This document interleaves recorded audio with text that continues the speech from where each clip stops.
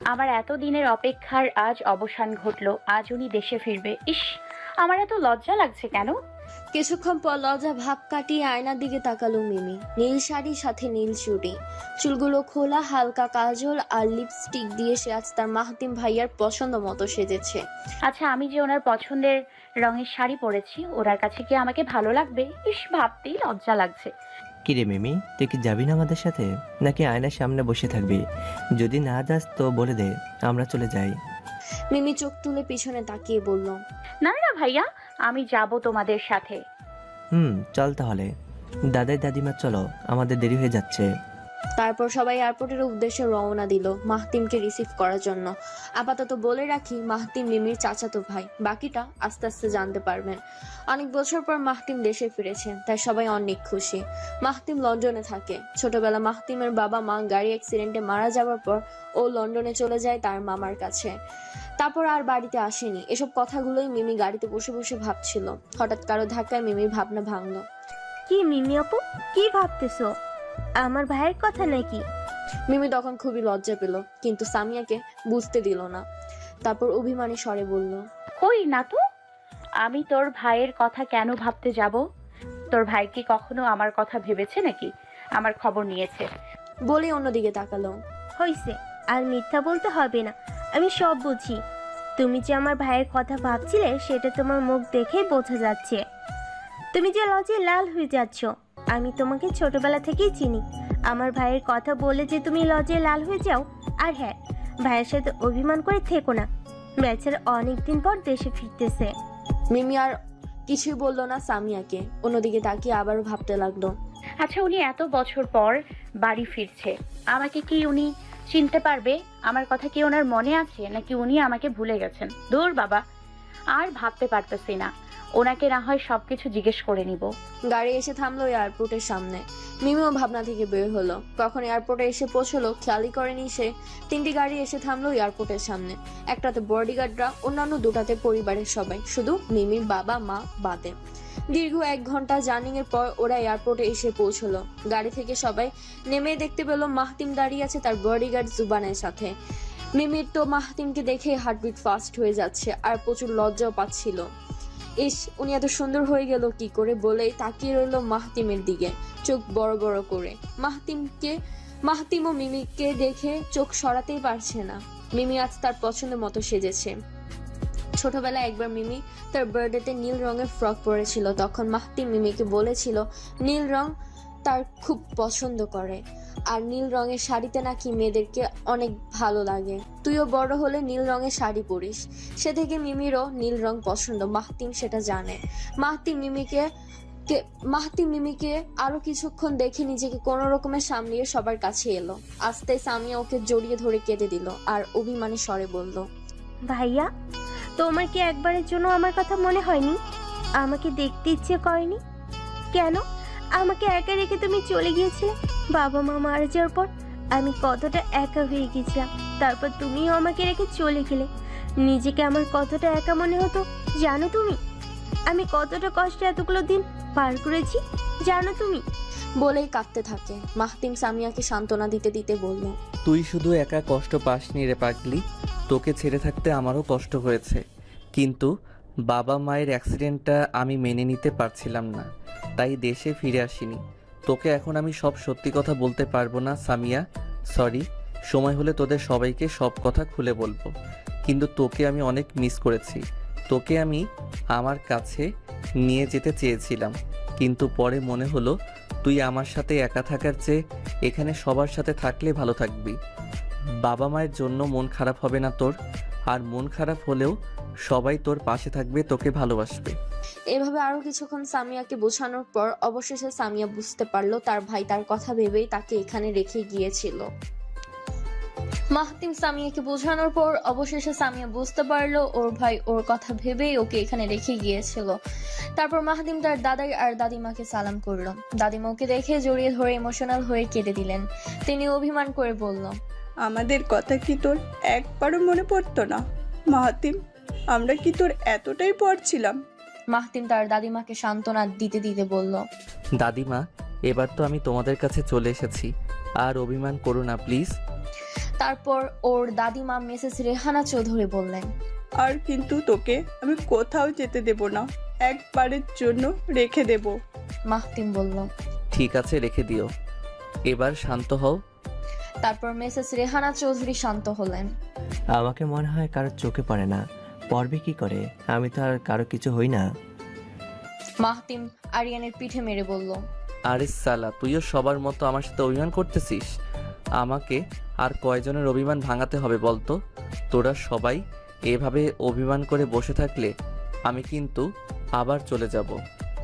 বলে পিছনে হাঁটা শুরু করতেই আরিয়ান বলে উঠে, হয়েছে, আপনাকে আর কোথাও যেতে হবে না, বাড়িতে চলেন আমাদের সাথে, তাহলেই হবে। মিমি এতক্ষণ সবকিছু দাঁড়িয়ে দাঁড়িয়ে দেখেছিল, ভেবেছিল মাহাতিম মনে হয় এবার ওর কাছে এসে ওকে জড়িয়ে ধরবে, কিন্তু মাহাতিম ওকে কোনো কিছু বলল না আর তার দিকে তাকালোও না। এতে মিমি অনেক বেশি কষ্ট পেল, আরো বেশি অভিমান করলো মাহাতিমের সাথে। কেন তার মাহাতিম ভাই তার সাথে কথা বললো না, কেন তার দিকে তাকালো না, এসব ভেবে তার কান্না চলে আসে, কিন্তু সে সবার সামনে কাঁদলো না, সে শুধু লুকিয়ে লুকিয়ে চোখ মুছলো। কি রে মাহাতিম, তুই কি আমার মিমি দিদি ভাইয়ের সাথে কথা বলবি না? এত বছর ধরে মেয়েটা তোর জন্য অপেক্ষা করতেছে, আর তুই কি না ওর সাথে কথাই বললি না? আরে দাদিমা, তোমার দিদি ভাইয়ের সাথে কথা বললে কি আর না বললেই বা কি? আর তোমার দিদি ভাইরে কে বলেছে এত অপেক্ষা করার জন্য? বিয়ে একটা করে নিলেই তো পারতেন তিনি। মাহাতিম মিমিকে রাগানোর জন্য মজা করে বলল। মিমি মাহতিমের কথা শুনে খুব বেশি কষ্ট পেল, আর কোনো রকমের কান্না আটকে দৌড়ে গাড়িতে চলে গেল। তুই কি রে মাহাতিম, মেয়েটা কত আনন্দের ছিল আর তোর আশা নিয়ে, আর এখন দেখ তো মেয়েটা কষ্ট পেয়ে চলে গেল। আর দিদিমা, আমি তো মজা করে বললাম। কিন্তু ও যে কষ্ট পাবে সেটা বুঝি নাই। আচ্ছা সমস্যা নাই দাদিমা, রাতে তোমার নাতনির রাগ ভাঙিয়ে নেব।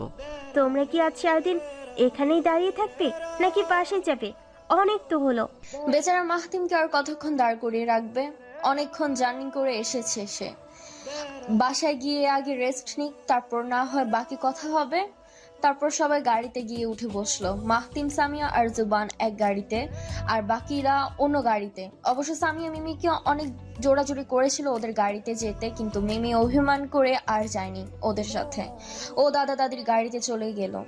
গাড়িতে বসে সামিয়া মাহতিমকে বলল, ভাইয়া, তোমার কিন্তু মিমি আপুকে কষ্ট দেওয়া একদম উচিত হয়নি। তুমি জানো বেচারি মিমি কতটা খুশি ছিল তোমার আসার কথা শুনে?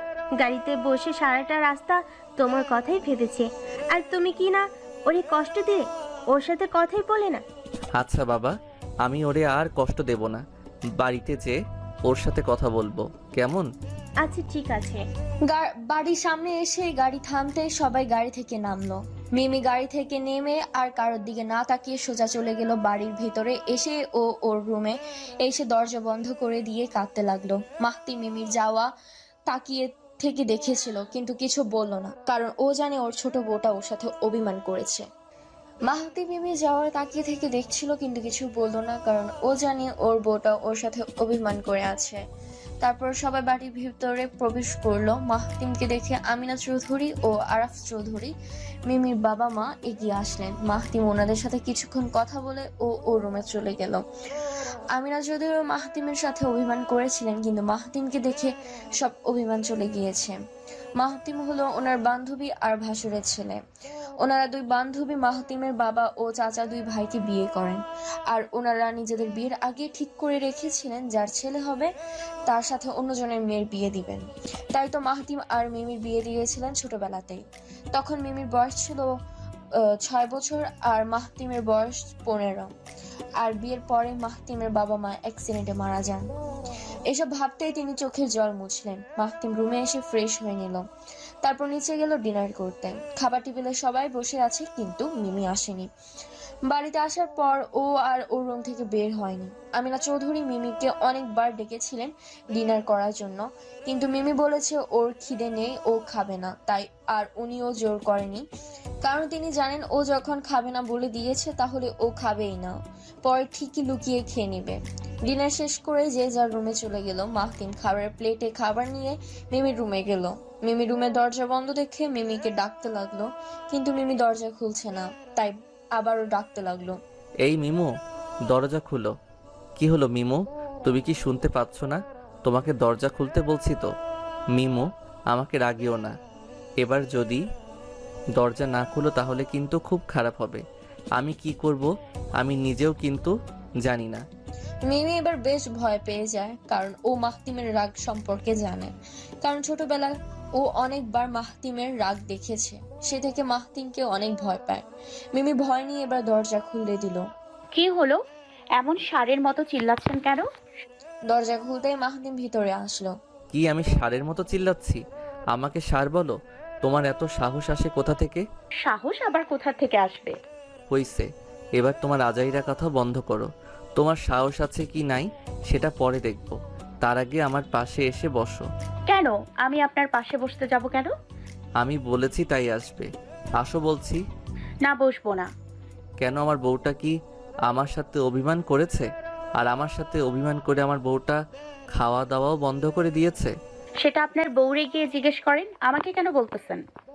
আমি তো আমার বউকেই বলতেছি, কিন্তু আমার বউ আমাকে বলতেছে অন্য মেয়ের কাছে যাওয়ার জন্য। অন্য মেয়ের কাছে যাওয়ার কথা কখন বললাম? এই তো কিছুক্ষণ আগেই বললে অন্য মেয়েকে গিয়ে জিজ্ঞেস করার জন্য।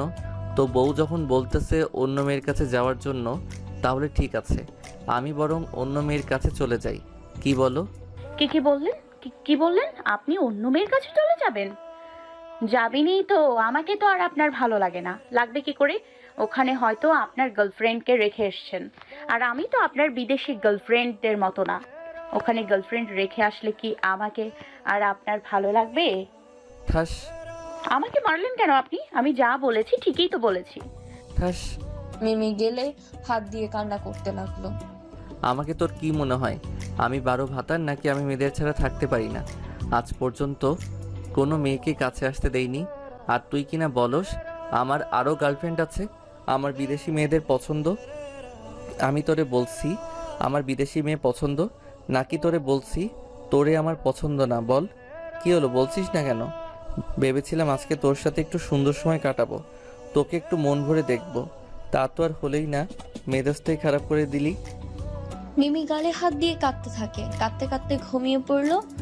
রাত 3টা বাজে, প্রচুর খিদে পেয়েছে মিমির, তাই ও উঠে লুকিয়ে কিচেনে গেল। ফ্রিজ খুলে দেখতে পেল ফ্রিজে আইসক্রিম আর কয়েক ধরনের ফল রাখা। ও এগুলো দেখে ভাবছে, আচ্ছা, আমি এগুলো খাবো নাকি খাবো না? আমি এত রাগ করেছি। ধুর বাবা, এখন এত রাগ কাকে দেখাবো? কেউ তো নাই। আগে বরং খেয়ে নেই, প্রচুর খিদে পেয়েছে। বাকি রাগ কাল দেখাবো। তারপর সব ভাবনার অবসান ঘটিয়ে ও 2টা আপেল খেয়ে চুপি চুপি আবার রুমে চলে আসলো। মাহতিম এতক্ষণ দাঁড়িয়ে দাঁড়িয়ে মিমির সব কাণ্ড দেখছিল আর হাসছিল। তারপর মনে মনে বলল, এই মেয়ে এখনো বাচ্চাই রয়ে গেল, কবে যে বড় হবে। বলেই পানি নিয়ে রুমে চলে যায়। মাহতিম পানি নিতে এসেছিল, কিচেনে এসে মিমিকে দেখে লুকিয়ে পড়ে। দেন মিমির কাণ্ড কারখানা দেখে হাসছে। সকালে সবাই একসাথে বসে নাস্তা করছে, তখনই মিমি রেডি হয়ে নিচে আসলো কলেজে যাবে বলে। তখনই আমিনা চৌধুরী মিমিকে ডেকে বললেন, কিরে মিমি, নাস্তা করবি না? না আম্মু, আমার খিদে নেই, আমি খাবো না। কেন খাবি না? রাত থেকে তো কিছুই খাসনি। বললাম তো আম্মু, আমার খিদে নেই। খিদে পেলে আমি ক্যান্টিনে থেকে কিছু খেয়ে নিব। বলেই যেতে নিল। এই মিমি শোন, তুই একা একা কোথায় যাচ্ছিস? আজ থেকে মাহাতিম তোকে প্রতিদিন কলেজে দিয়ে ওর অফিসে চলে যাবে। মিমি দাঁড়িয়ে বলল, কেন বাবা? আমি কি এখনো ছোট নাকি যে আমি একা একা যেতে পারবো না? কাউকে আমায় কলেজে দিয়ে আসতে হবে। বলেই ওর চোখ গেল খাবারের টেবিলে বসে থাকা মাহতিমের দিকে। মিমি এতক্ষণ মাহতিমকে খেয়ালই করেনি।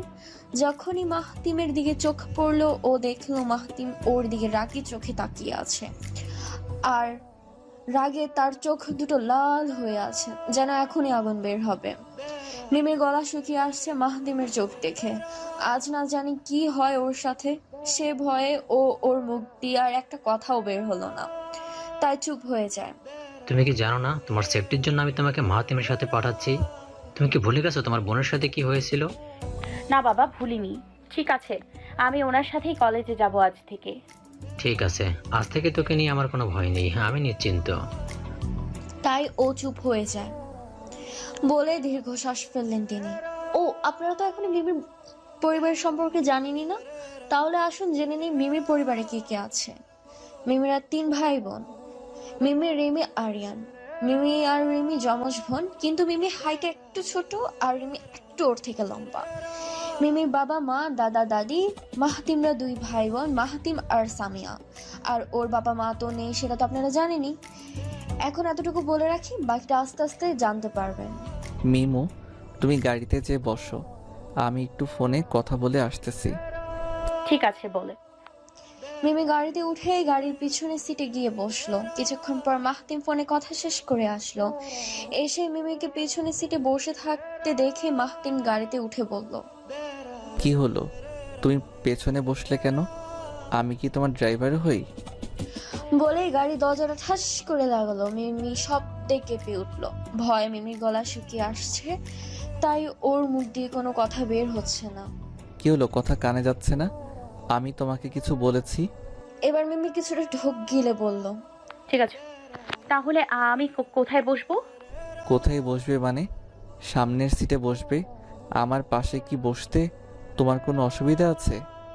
না না না না, আচ্ছা ঠিক আছে, আমি বসছি। তারপর ও এসে সামনের সিটে বসলো। আর ওদের পিছন পিছন বডিগার্ডদের গাড়ি আসছে। অর্ধেক রাস্তা আসার পর জুবান এসে একটা প্যাকেট দিয়ে গেল। প্যাকেটটা খুলো। কেন, এতে কি আছে? আগে খুলো, তারপর দেখতে পাবে এতে কি আছে। মিমি প্যাকেট খুলে দেখলো ভিতরে বিরিয়ানি আর কয়েক ধরনের চকলেট। গাড়িতে ওঠার আগে মাহতিম জুবানকে কল দিয়ে বলেছিল এগুলো এনে দেওয়ার জন্য। চকলেট দেখে ও লোভ সামলাতে না পেয়ে একটা চকলেট খেতে শুরু করে দিল। তারপর ওর মনে পড়লো, আরে আমি তো রেগে আছি। ধুর বাবা, কেন যে চকলেট দেখে লোভ সামলাতে পারি না কে জানে। ও চকলেট খাওয়া থামিয়ে দিয়ে মাহতিমকে বলল, আমি খাবো না এগুলো, আপনার খাবার আপনি খান। মাহতিম মিমির পাগলামো দেখে লুকিয়ে লুকিয়ে হাসছিল, কিন্তু কিছু বুঝতে দিল না। তারপর রাগী ভাব নিয়ে বলল, চকলেট যখন খেয়েছো তাহলে বাকি খাবারগুলো খেতে হবে, না হলে যতগুলো চকলেট খেয়েছো সবগুলো চকলেট তোমার পেট কেটে বের করে নিব কিন্তু। কি, আপনি আমার পেট কাটবেন মাত্র 3টা চকলেটের জন্য? মাহতিম মিমির কথা শুনে লুকিয়ে লুকিয়ে হাসলো। তারপর আবারও বলল, হ্যাঁ, কাটবো তো, যদি তুমি আমার কথা না শোনো আর বাকি খাবারগুলো না খাও। এবার মিমি কেঁদেই দিল আর বলল, আচ্ছা ঠিক আছে, আমি খেয়ে নিচ্ছি সব খাবার, তবু আমার পেট কাটবেন না প্লিজ। ঠিক আছে, তাড়াতাড়ি শেষ করো, তোমার কলেজ প্রায় চলে এসেছি কিন্তু।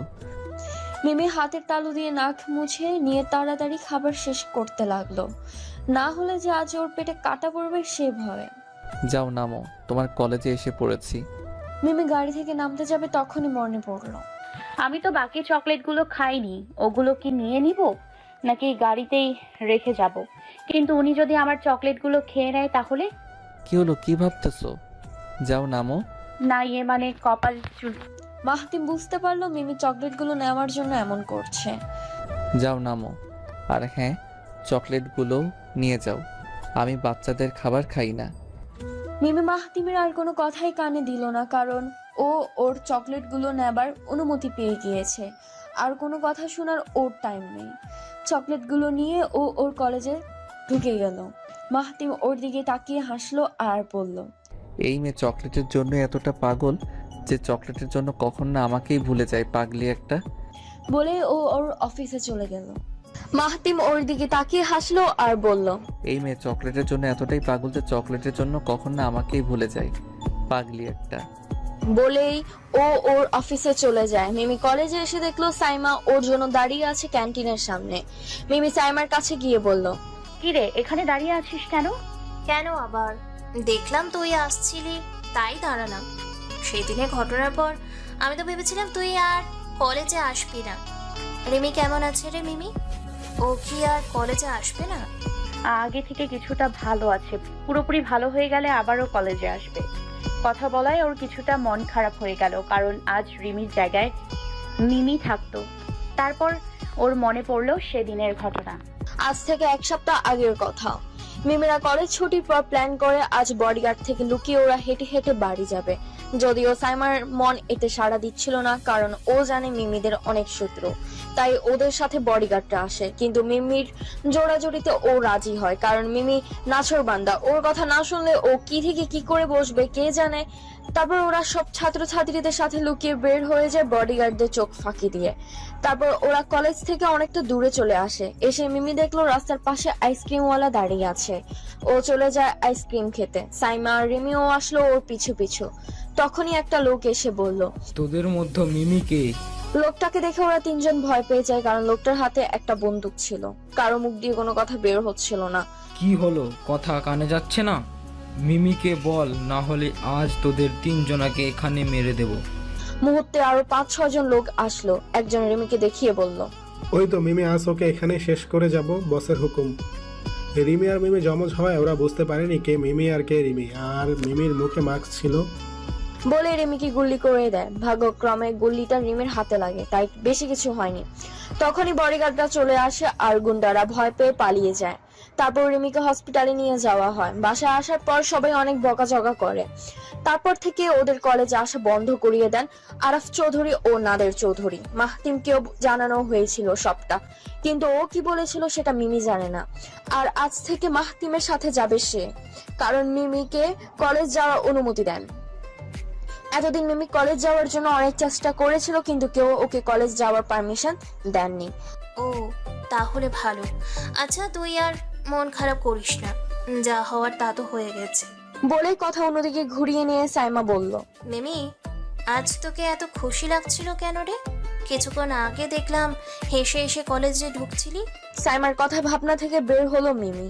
মুহূর্তে সবকিছু ভুলে গিয়ে মিমি বলল, খুশি লাগবে না? দেখোস না এতগুলো চকলেট পেয়েছি। তার জন্য কেউ এত খুশি হয় নাকি? কেউ খুশি না হলেও আমি খুশি হই, জানোস না তুই? না, জানতাম না তো, আজ জানলাম। আয় এবার দুজন মিলে চকলেট খাই। এই না, এই না তোকে, এই না তোকে কেন আমার চকলেট দেব? এগুলো তো আমি একাই খাবো, কারণ এগুলো আমার, উনি আমাকে দিয়েছে। তোর উনি মানে মাহতিম ভাইয়া কি দেশে চলে আসছে নাকি? এসছে তো, কালই তো আসলো। তুই তো আমাকে আগে বলিসনি উনি যে আসবে। উনি তো দেশে আসতে চাইতো না, তাহলে কিভাবে আসলো? আরে আমি কি জানতাম নাকি উনি যে আসবে? আমি তো হঠাৎ করে জানতে পেরেছিলাম উনি আসবে, তাই খুশিতে তোকে জানাতে ভুলে গিয়েছিলাম। আর উনি আসার পর আমার সাথে একটু সুন্দর করে কথা বলেনি, শুধু রাগ দেখেন। ও আচ্ছা, আর তুই ওনার সাথে অভিমান করছিস কেন?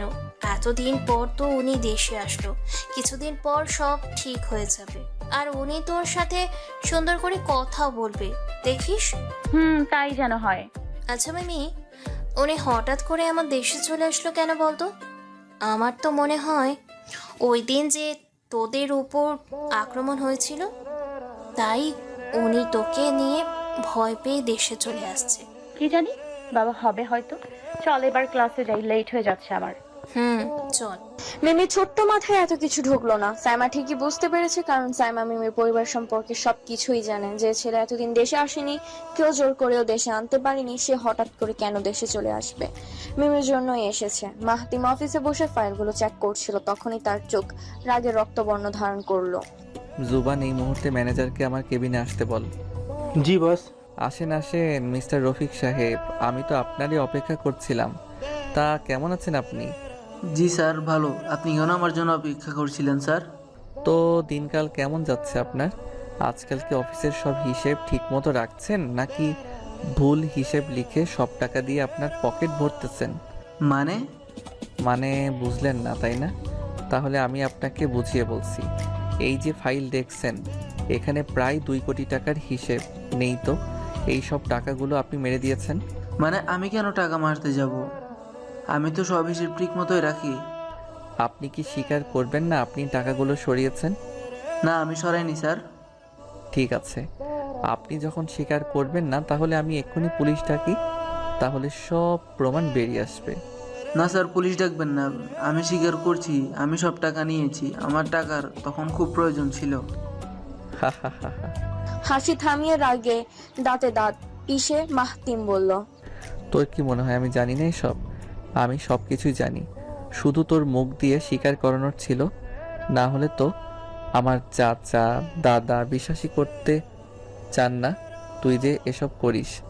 এতটাই অন্ধবিশ্বাস করেন ওনারা তোকে, আর তুই কিনা এত বছর ধরে বিশ্বাসের এই প্রতিদান দিচ্ছিস।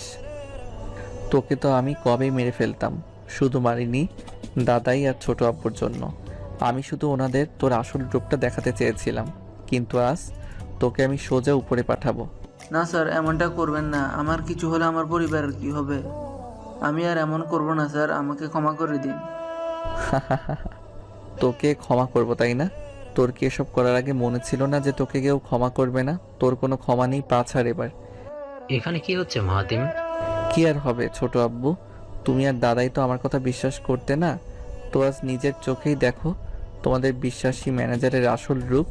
কি হলো বল, ওনাদের তুই কি করেছিস? কি হলো বলবি নাকি তোকে? বলছি আমি আপনাদের অফিসের সব হিসেব গরমিল করে সেখান থেকে টাকা নিয়ে নিতাম।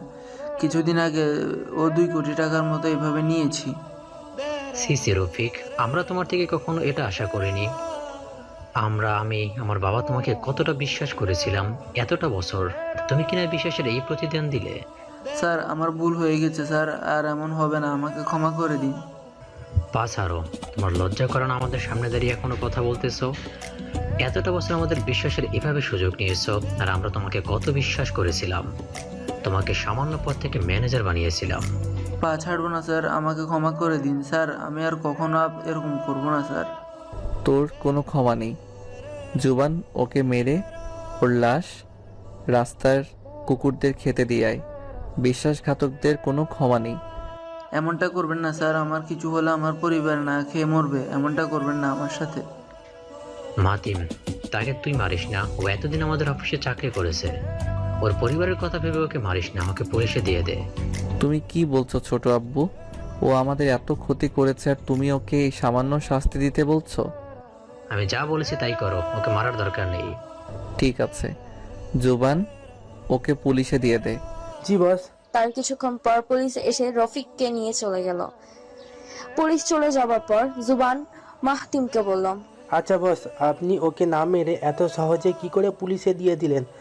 আপনি তো কাউকে এত সহজে ছেড়ে দেন না, তাহলে আজ কি হলো? আরে জোবান, তুই এত বোকা কেন বলতো? এত বছর ধরে তুই আমার সাথে কাজ করছিস আর এখনো তোর একটু বুদ্ধিশুদ্ধি হলো না? আচ্ছা তাহলে এবার শোন, আমি কেন ওকে এত সহজে ছেড়ে দিলাম। আসলে আমি ওকে ছাড়িনি, আমি দেখতে চাই কে ওকে পুলিশের কাছ থেকে ছাড়াতে আসে। আমি জানি ম্যানেজার সেই শত্রুর সাথে মিলে আছে, যে আমার বাবা মায়ের অ্যাক্সিডেন্টের পেছনে আছে, যাকে এত বছর ধরে খুঁজে বের করতে পারিনি। আমি শুধু তাকে ধরার জন্যেই ম্যানেজারকে পুলিশে দিয়েছি। এবার বুঝলি? আমার মনে হয় সে ম্যানেজারকে ছাড়াতে অবশ্যই থানায় আসবে। জি বস, বুঝেছি। আর শোন, থানায় আমাদের লোকদের নজর রাখতে বল ম্যানেজারের উপর। ওকে বস। আচ্ছা চল, এবার মিমিকে কলেজ থেকে সাথে নিয়ে বাড়ি যাব। জি বস, চলেন। ছুটির পর মিমি দেখলো কলেজের সামনে মেয়েদের ভিড়, সবাই দাঁড়িয়ে দাঁড়িয়ে কাকে যেন দেখছে। মিমিরাও সেখানে গেল, গিয়ে দেখে। ছুটির পর মিমি দেখলো কলেজের সামনে মেয়েদের ভিড়, সবাই দাঁড়িয়ে কাকে যেন দেখছে। মিমি আর সাইমাও সেখানে গেল, গিয়ে দেখে সবাই মাহতিমকে দেখছে আর বলা বলি করছে। একজন বলছে, এই দেখ না, ছেলেটা কি সুন্দর, আজকে আমি এই ছেলেটাকে পটাবো। অন্যজন বলছে। তারপর ওরা মাহতিমের কাছে যেতে নিলে মিমি ওদের সামনে গিয়ে দাঁড়ায় আর বলে, আপু মনিরা, আপনারা এখানেই থেমে যান, ওনার কাছে যেতে হবে না। আপনাদের উনি আমার স্বামী, তো ওনার থেকে দূরে থাকুন। তখন একটা মেয়ে বলল, বললেই হলো নাকি ওই ছেলে তোমার স্বামী, আর আমরা এটা বিশ্বাস করবো? হ্যাঁ। আরেকটা মেয়ে বলল, এই পিচ্চি মেয়ে বলে কি রে, এ তো এখনো নিজেকেই সামলাতে পারবে না, আবার বলে নাকি স্বামীও আছে। মগের মুল্লুক নাকি যে স্বামী বললেই আমরা বিশ্বাস করে নেব? যত সব। তোর থেকে ভালো আমি ওকে পটিয়ে নি, আমি ওকে ভালো করে সামলাতে পারবো। তারপর সবাই বলে, সর তো আমাদের সামনে থেকে, আমরা ওই ছেলেটার কাছে যাব। কি বললে? আমি পিচ্ছি? বলে মিমি তেড়ে যায় ওদের দিকে। তখনই মাহতিম এসে মিমিকে ধরে বলল, মিমু চলো এখান থেকে। তারপর মিমিকে টেনে নিয়ে গাড়িতে বসিয়ে দিয়ে লক করে দেয়। তারপর ওই মেয়েদের কাছে এসে বলে, হেই লিসেন, ওইটা আমার বউ ছিল, বুঝেছিস তোরা? আর তোদের লজ্জা করে না অন্যের স্বামীকে সামলানোর কথা বলিস? যত সব থার্ড ক্লাস মেয়ে কোথাকার। বলেই মেয়েগুলোকে কিছু বলার সুযোগ না দিয়ে হনহনিয়ে চলে যায় গাড়ির দিকে। মেয়েগুলো তখন অনেকটা ইনসাল্ট ফিল করে আর বলে, ওই মেয়ের জন্য ছেলেটা আমাদের ইনসাল্ট করেছে, ওই মেয়েকে তো আমরা দেখে নেব। বলে ওরা সবাই চলে যায়। মাহতিম গাড়িতে উঠে দেখে মিমি রাগ করে বসে আছে। তারপরও মিমিকে কিছু না বলে গাড়ি স্টার্ট দিল। কিছুক্ষণ পর মিমি বলল, আপনি আমাকে আটকালেন কেন তখন? হ্যাঁ, আজ আমি ওদের মেরেই ফেলতাম। আর আপনি ওদের সাথে কি কথা বলেছেন? মাহতিম মিমির কথার কোনো জবাব দিল না, নিজের মতো গাড়ি চালাচ্ছে, যেন ও মিমির কথা শুনতেই পায়নি। কি হলো, কিছু বলছেন না কেন? তারপরও মাহতি মিমির কথার কোনো জবাব দিল না। মিমি এবার রাগ অভিমান কন্ট্রোল না করে ভ্যা ভ্যা করে কেঁদে ফেলে। এবার মাহতিম গাড়ি থামিয়ে মিমির দিকে তাকিয়ে বলল, কি হলো, কাঁদছো কেন? মিমির কান্নার কারণে মুখ দিয়ে কোনো কথা বের হচ্ছে না, তাই কিছু বলল না। কি হলো বলো, কাঁদছো কেন? মিমি আবারও কিছু বলল না। এবার মাহতিম বলল, আচ্ছা, তুমি যে ওই মেয়েদের দিকে তেড়ে গিয়েছিলে, তোমার কি মনে হয় তুমি ওদের সাথে ঝগড়ায় জিততে পারবে? উল্টো তো ওরাই তোমাকে মেরে ভর্তা বানিয়ে ফেলবে। এবার মিমি একটু কান্না থামিয়ে বলল, ওরা কেন আমাকে ভর্তা বানাবে? আমি ওদের মেরে ভর্তা বানিয়ে দিতাম। ওদের কত সাহস আমার স্বামীকে নাকি ওরা পটাবে। আর আপনি তখন ওদেরকে কিছু বললেনও না কেন? বলে আবারও কাঁদতে থাকে। বাবা, আমার বউয়ের তো দেখছি অনেক হিংসে। স্বামীকে অন্য মেয়ে পটানোর কথা বলায় অনেক হিংসে হয়েছে। তো হবে না, ওরা কেন ওই সব বলবে? আচ্ছা, আর কাঁদতে হবে না, এবার কান্না থামাও। আর তোমার স্বামীকে পটানো এত সোজা নাকি যে তোমার স্বামীকে ওরা পটিয়ে নেবে? না, আমি আরো কাঁদবো। এবার কিন্তু বেশি বেশি হয়ে যাচ্ছে মিমু। আপনি একটা পচা বদলোক। কেন, আমি আবার কি করলাম? কি করেননি সেটা বলুন। আপনি আমাকে গাড়িতে বন্ধ করে রেখে ওই মেয়েদের কি বলেছেন? সেটা কি তোমাকে বলতে হবে নাকি? হ্যাঁ, বলতে হবে তো। বলেন এবার, ওদের আপনি কি বলছেন? আমি তো ওদের সাথে প্রেম করতে গেছিলাম। কি বললেন আপনি? আরে আরে কাঁদছো কেন, আমি তো মজা করছিলাম। আমার তো একটা বউ আছেই, তাহলে কি আমার আর প্রেম করা দরকার নাকি? আমার একটা বউই হবে। তাহলে ওদেরকে কি বলেছিলেন? ওরা আমার বউকে বকা দিবে আর আমি কি বসে থাকবো নাকি? আমি ওদের বকা দিতে গেছিলাম, বুঝেছো? আমার পিচ্চি বউটা। এবার মিমি খুশি হয়ে গেল, কিন্তু আবারও গাল ফুলিয়ে বলল, আপনি আমাকে একদম পিচ্ছি বলবেন না। আমি এখন অনেক বড় হয়েছি। তো কি বলবো শুনি? কিছু বলতে হবে না, শুধু পিচ্ছি না বললেই হলো। না, আমি তো পিচ্চি বলবোই, আমার পিচ্চি বউটা। বাড়িতে এসে মাহতিম ফ্রেশ হয়ে খাবার টেবিলে বসলো। তখনই আরাফ চৌধুরী বলেন, মাতিম, তোমার সাথে কিছু কথা ছিল। জি ছোট আব্বু, বলেন কি বলবেন? আমরা সবাই চাচ্ছিলাম এবার তোমার আর মিমির বিয়েটা দিয়ে দিতে, তুমি কি বলো? ছোট আব্বু, আমি চাচ্ছিলাম মিমি ইন্টার পাস করার পর বিয়েটা করতে। আপনারা কি বলেন? কি ইচ্ছে করে না মরার আগে নাতির ছেলে মেয়েকে দেখার, ওদের সাথে খেলা করার? আরে দাদাই, তুমি এখনো কত ইয়াং, তুমি এখন মরবে না, নাতিপুতির সাথে খেলা করতে পারবে। না দাদু ভাই, আমি কিন্তু তোমার কোনো কথাই শুনছি না। এবার তোমাকে বিয়েটা করতেই হবে। এতদিন তুমি আমাদের থেকে দূরে থেকেছো, এবার তোমাকে বিয়ে দিয়ে আমাদের কাছে রেখে দেবো। আরে দাদাই। মাহতিমকে আর কিছু বলার সুযোগ না দিয়ে নাদের চৌধুরী বললেন, কোনো কথাই শুনতে চাই না, ব্যাস তুমি আর না করলে আমি শুনবো না। আচ্ছা ঠিক আছে, তুমি যা বলবে তাই হবে। তাহলে এখন বরং তোমাদের ঘরোয়াভাবে বিয়েটা পড়িয়েই দিই, পরে না হয় অনুষ্ঠান করে সবাইকে জানিয়ে দেব। ঠিক আছে। বলেই মাহতিম মিমির দিকে তাকালো। মিমি টেবিলে বসে এতক্ষণ সবকিছু শুনছিল। যখনই মাহতিম ওর দিকে তাকালো, ও লজ্জা পেয়ে দৌড়ে ওর রুমে চলে গেল। রুমে যেয়ে আয়নার সামনে বসে বসে লজ্জা পাচ্ছিল, তারপর হাত দিয়ে মুখ ঢেকে নিল। তাহলে কালই তোমাদের বিয়েটা পড়িয়ে দিই না হয়? ঠিক আছে ছোট আব্বু, আপনারা যা ভালো মনে করেন। আচ্ছা, তাহলে বরং ঘরে কিছু মেহমানদের ডেকে নেই, যারা আমাদের নিজেদের লোক, মিমির মামা বাড়ির লোক, আর তোমার বাবার বন্ধুকে ডেকে নেই, কি বলো তুমি? ঠিক আছে। তোমার মামা তো আর লন্ডন থেকে আসতে পারবে না, ওনাদের বরং ফোন করে জানিয়ে দিও, কেমন? আচ্ছা। তারপর খাওয়া দাওয়া শেষ করে যে যার রুমে চলে গেল। রাতে রিমি আর সামিয়া যায় মিমির রুমে। গিয়ে দেখে মিমি ব্যালকনির রেলিং ধরে দাঁড়িয়ে আছে। তখন পেছন থেকে সামিয়া বলে উঠলো, কি ভাবি, এখানে দাঁড়িয়ে আমার ভাইয়ের কথা ভাবা হচ্ছে নাকি? এ কি যে বলিস না সামিয়া তুই, আমি কেন ওর ভাইয়ের কথা ভাবতে যাব? তোমাকে দেখে বোঝা যাচ্ছে তুমি আমার ভাইয়ের কথাই ভাবতেছিলে, তাই তো ভাইয়ের কথা বলতেই তুমি লজ্জায় লাল হয়ে যাচ্ছ। ইস সামিয়া, তুই আর আমার বোনটারে লজ্জা দিস না তো। বেচারে বিয়ের কথা শোনার পর থেকে লজ্জায় মরে যাচ্ছে, তার উপর তুই আরো লজ্জায় ফেলতেছিস। আচ্ছা ভাবি, আমাদের সামনে আর লজ্জা পেতে হবে না, কিছু লজ্জা বাঁচিয়ে রাখো আমার ভাইয়ের সামনে পাওয়ার জন্য। বলে হাসলো সামিয়া, সাথে রিমিও হাসলো।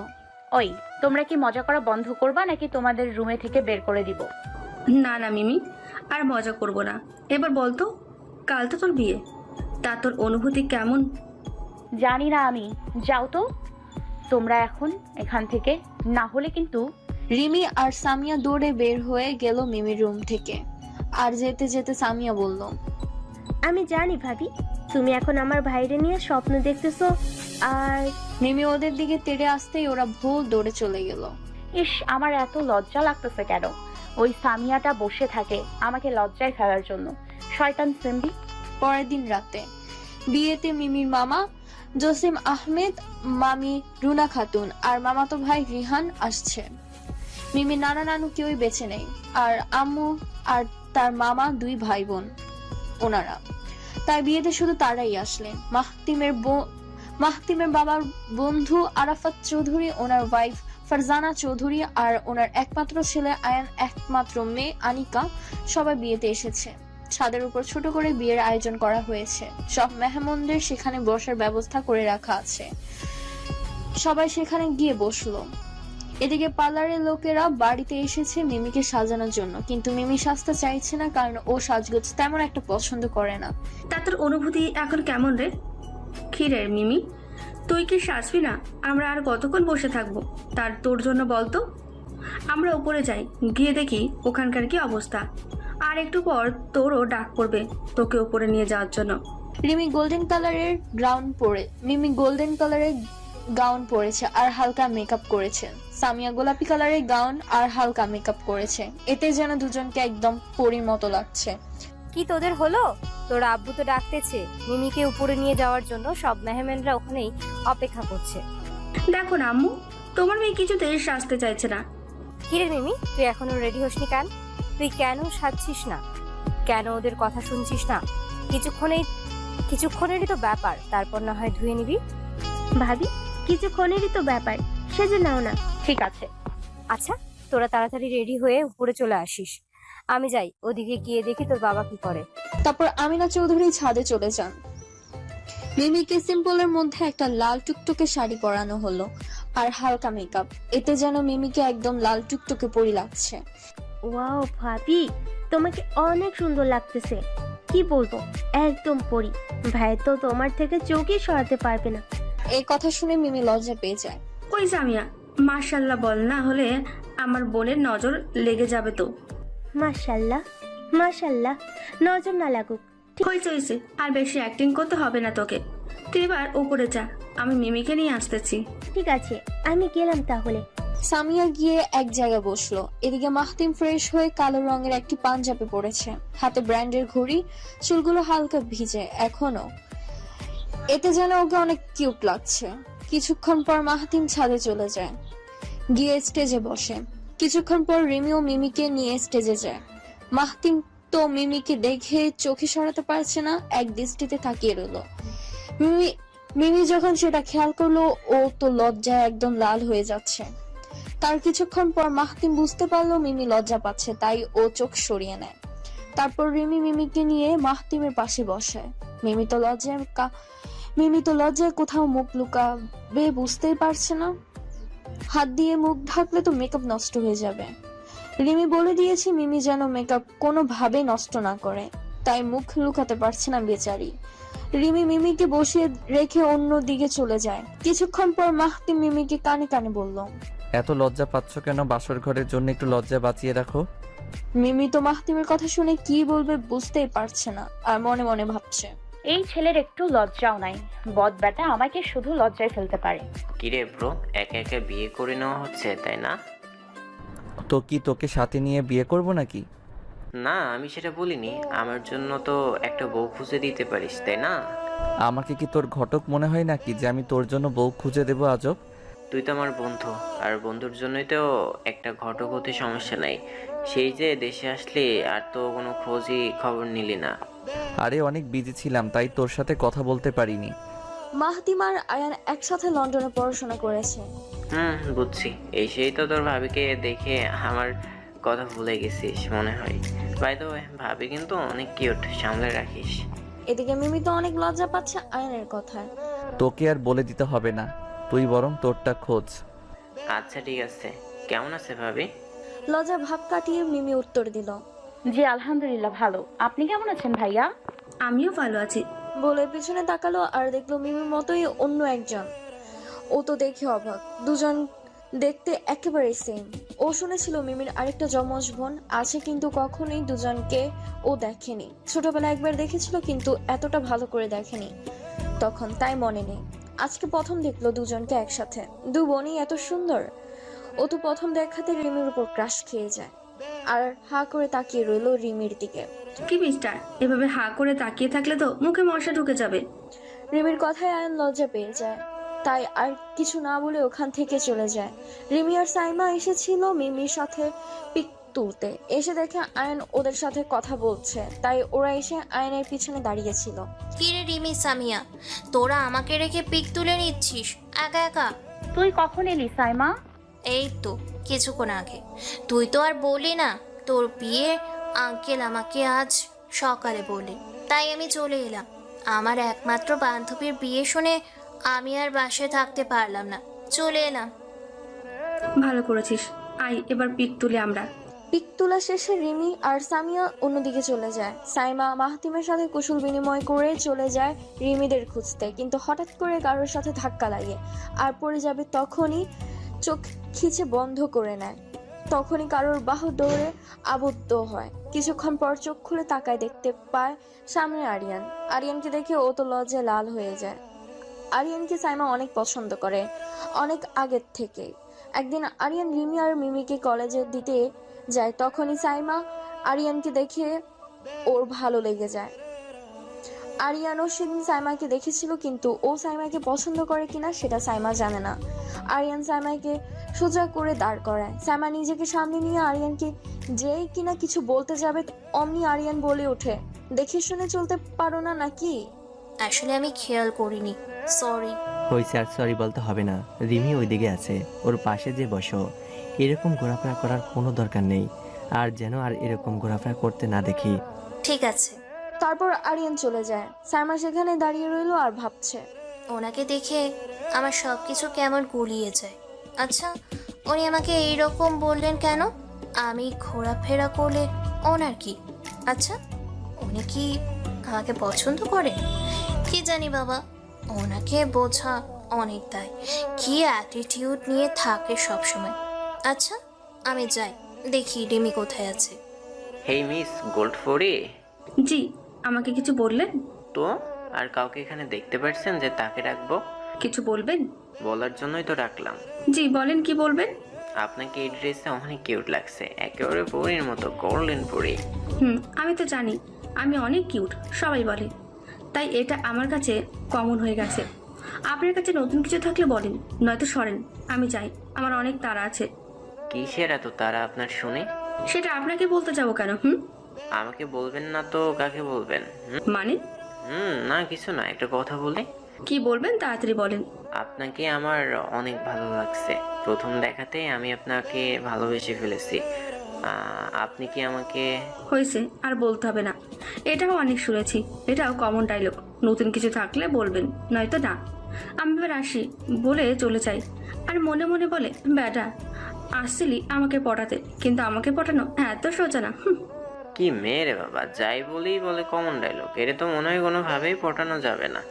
পটাতে না পারলে আমি কিন্তু তোমার পিছু ছাড়বো না মিস গোল্ডেন পরি। তোমাকে আমার লাগবে, আর তোমাকে আমি আমার করে নিব। মিমি নিচে চলে এসেছিল একটু ফ্রেশ হবে বলে। ছাদে ওর অনেক গরম লাগছিল। ওর পিছু পিছু আয়ানও আসে, তারপর ওদের কথা হয়। সামিয়া, তুই কি রিমিকে দেখেছিস? না সাইমা আপু, আমি তো রিমি আপুকে কোথাও খুঁজে পাচ্ছি না। ও মনে হয় ও রুমে গেছে, চল তো দেখে সাইমা আর সামিয়া সিঁড়ি দিয়ে নিচে নামছিল, তখনই শুনতে পায় কেউ বলছে, শোন, ওকে এখন জেল থেকে ছাড়ানোর দরকার নেই। ও কিছুদিন থাকুক ওখানে। এখন ওকে ছাড়াতে গেলে আমাদেরকে ও সন্দেহ করতে পারে। তখনই আরাফাত চৌধুরী সামিয়াদেরকে দেখে কিছুটা চমকে যান, সাথে সাথে ফোন কেটে দেন আর মনে মনে ভাবেন ওরা কিছু শুনতে পায়নি তো। তারপর উনি সামিয়াকে বললেন, কি সামিয়া মামনি, কাকে খুঁজতেছো? সামিয়া আর সাইমা কিছু বুঝতে পারলো না উনি কেন এমন করলেন। তারপরও সামিয়া বলল, চলো আঙ্কেল, আমি রিমি, আপুকে খুঁজতেছিলাম। ও, রিমিকে ওর রুমে যেতে দেখলাম। ওখানে যাও, ওকে পেয়ে যাবে মামনি। আচ্ছা আঙ্কেল, আমি যাই তাহলে। তারপর সামিয়া আর সাইমা চলে যায় রিমির রুমে। যাক বাবা, ওরা মনে হয় কিছু শুনতে পায়নি। না শুনলেই ভালো হয়। কিরে রিমি, তুই এখানে আর আমরা তোকে সারা বাড়ি খুঁজে বেড়াচ্ছি। ছাদে চল, এখন তো বিয়ের পড়ানো হবে। আসলে ছাদে আমার খুব গরম লাগছিল, তাই ফ্রেশ হতে এখানে এসেছিলাম। চল এবার ছাদে যাই। তারপর সবাই ছাদে যায়। কিছুক্ষণ পর বিয়ে পড়ানো হলো। মিমি তো লজ্জার কারণে কবুলই বলছিল না। রিমি আর সাইমা শুধু কানে কানে বলছিল বেশি লজ্জা না পেয়ে তাড়াতাড়ি কবুল বলে দিতে। তারপরও মিমি বলছিল না। কিছুক্ষণ পর ও যখন মাহতিমের দিকে তাকালো, দেখলো মাহতিম রাগী চোখে ওর দিকে তাকিয়ে আছে। তারপর ভয়ে ভয়ে ও কবুল বলে দিল। বিয়ে শেষে সবাই চলে যেতে চাইছিল, কিন্তু আরাফ চৌধুরী কাউকে যেতে দিলেন না। বললেন আজকে থেকে কাল চলে যাওয়ার জন্য। তাই কেউ আর যেতে পারেনি। রাত প্রায় 2টা বাজে। মিমিকে মাহতিমের রুমে রেখে গেল সামিয়া, রিমি আর সাইমা তিনজনে মিলে। সাইমা মিমিকে বলল, ভাবি, আমার ভাইয়ের সামনে কম লজ্জা পেও। এতদিন পর আমার ভাইয়া তার বইয়ের কাছে পাচ্ছে, বেশি লজ্জা পেয়ে পেঁচার সময় নষ্ট করে দিও না। বান্ধবী, আজকের সময়টা কাজে লাগিও, কিন্তু বলেও সময় নষ্ট করিস না যেন। এই, তোরা কি যাবি এখান থেকে, নাকি আমি তোদের?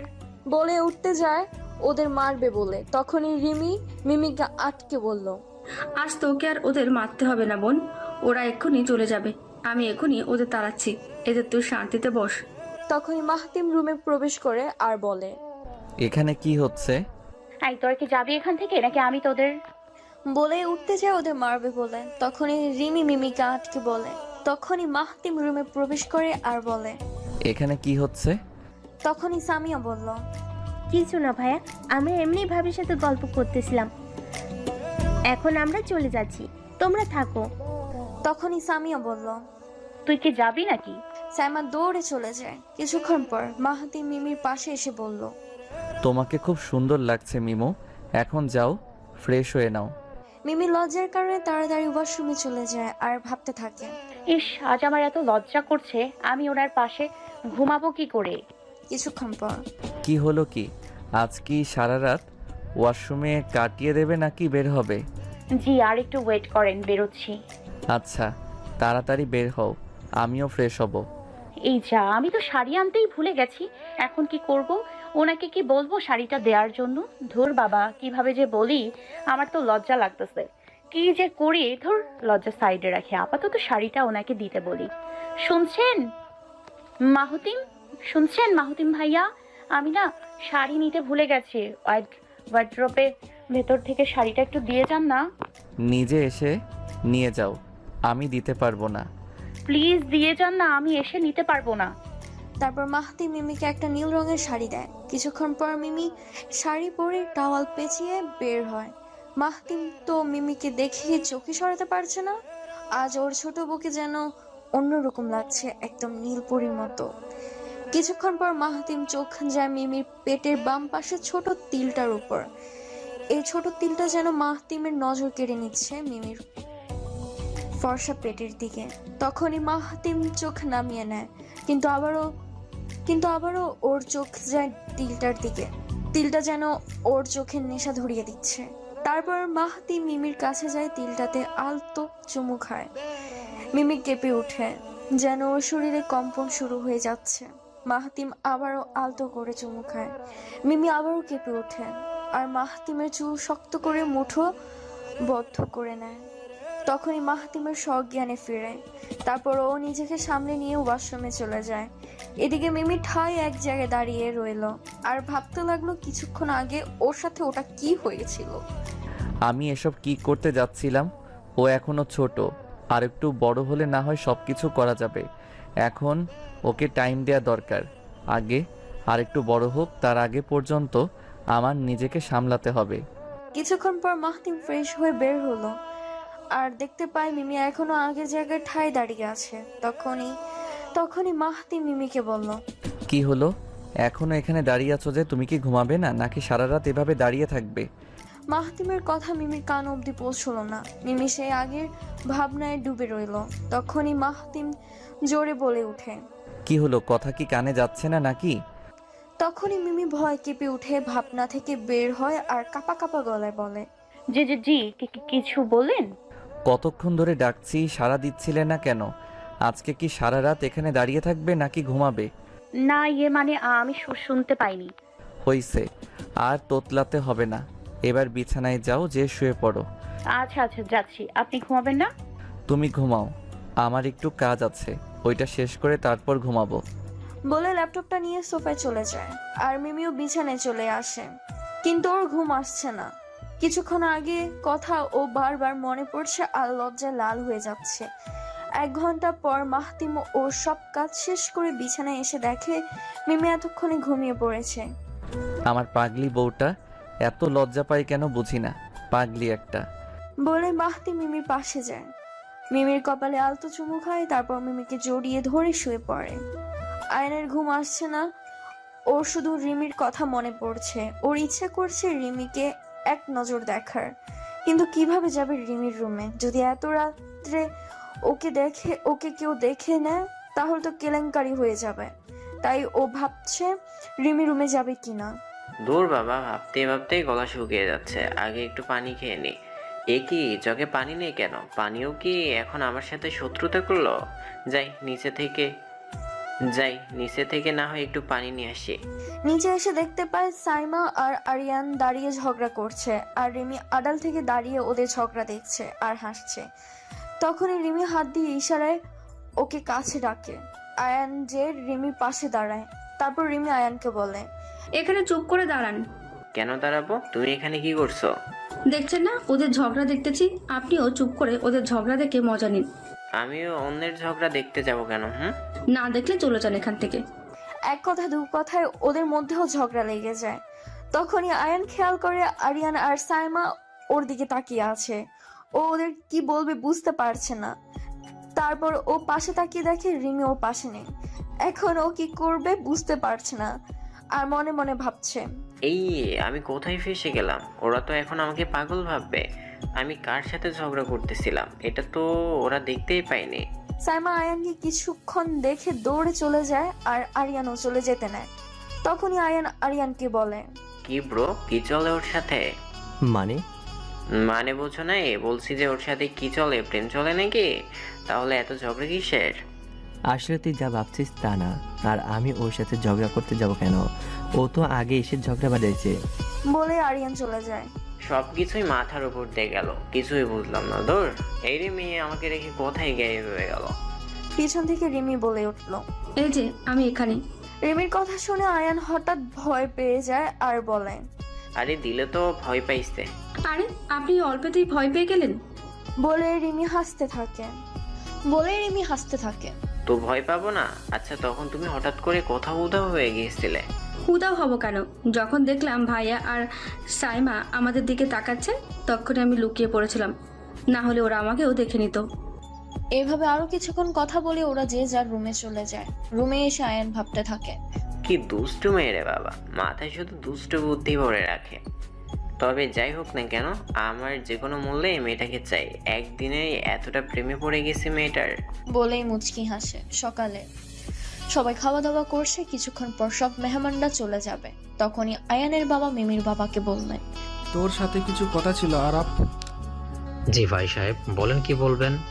আসলে আমি বলতেছিলাম, তোমার বড় মেয়ের তো বিয়ে হয়ে গেল, এবার তো ছোট মেয়েকেও কিছুদিন পর বিয়ে দিতে হবে, তাই না?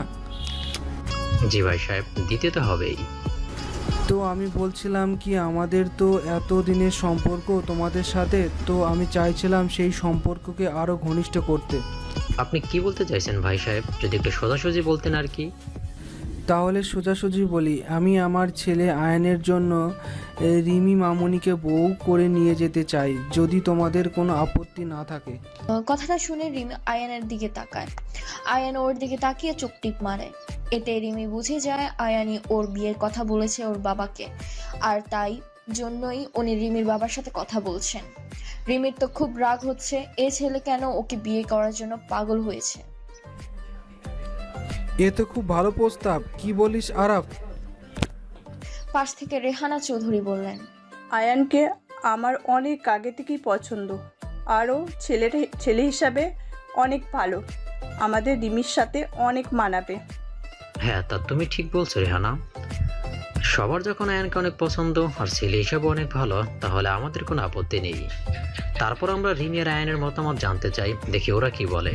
ওরা যদি এই বিয়েতে রাজি থাকে তাহলে আমাদের কোনো আপত্তি নেই। কি বলেন আপনারা? হ্যাঁ, তুমি ঠিক বলেছো আরাফ। তাহলে আমি বলি কি, রিমি আর আয়ানকে একটু আলাদা করে কথা বলতে দেওয়া হোক, ওরা নিজের মধ্যে কথা বলুক, তারপর না হয় ডিসিশন নেওয়া জানাবে। ঠিক আছে, তাহলে ওদের একটু কথা বলতে দেওয়া হোক। ছাদে রিমি আর আয়ান পাশাপাশি দাঁড়িয়ে আছে। তখনই রিমি বলল, আচ্ছা, আপনি আমাকে বিয়ে করার জন্য এত পাগল হয়েছেন কেন বলুন তো? তোমাকে আমি প্রথম দেখাতেই ভালোবেসে ফেলেছি, তাই আমি তোমাকে বিয়ে করতে চাই, আমাকে আমার করে রাখতে চাই। কিন্তু আমি আপনাকে বিয়ে করতে চাই না। আমাকে কেন বিয়ে করতে চাও না? আমার মধ্যে কিসের কমতি আসছে? আমি কি দেখতে খারাপ, নাকি তোমাকে সুখে রাখতে পারবো না, কোনটা? এসব কিছুই নয়, আমি এত তাড়াতাড়ি বিয়ে করতে চাই না। সো আপনিও এখন নিচে গিয়ে বলবেন আপনি আমাকে বিয়ে করতে চান না, বলে রিমি নিচে চলে যায়। আয়ান ও রিমির পিছু পিছু নিচে চলে আসে আর মনে মনে বলে, তোমাকে আমি ছাড়ছি না রিমি বেবি, তোমার বিয়ে করার ইচ্ছা এখন থাকুক বা নাই থাকুক, আমি তোমাকে বিয়ে করবো। কি রিমি, আয়ান তোমার বিয়েতে রাজি তো? রিমি আয়ানকে ইশারায় বলছে না করার জন্য, কিন্তু আয়ান কি আর বিয়েতে না করবে নাকি? ও রিমির দিকে তাকিয়ে চোখ টিপ মারে আর সবাইকে বলে সে বিয়েতে রাজি। রিমি তো রাগে ফুঁসছে। এই ছেলেকে বললাম না করার জন্য, ও না করলো না কেন? শয়তান খাটাস বেটা। তখনই আরাফ চৌধুরী রিমিকে বললেন, রিমিমা, তুই কি রাজি এই বিয়েতে? তোর কি আয়নকে পছন্দ হয়েছে? রিমি শুধু বলল, আপনারা যা ভালো মনে করেন করেন, আপনাদের সিদ্ধান্তই আমার সিদ্ধান্ত। বলে চলে যায় আর মনে মনে ভাবতে থাকে, আমাকে যখন বিয়ে করার জন্য এত পাগল হয়েছেন, তাহলে এবার বুঝবেন রিমি কেমন।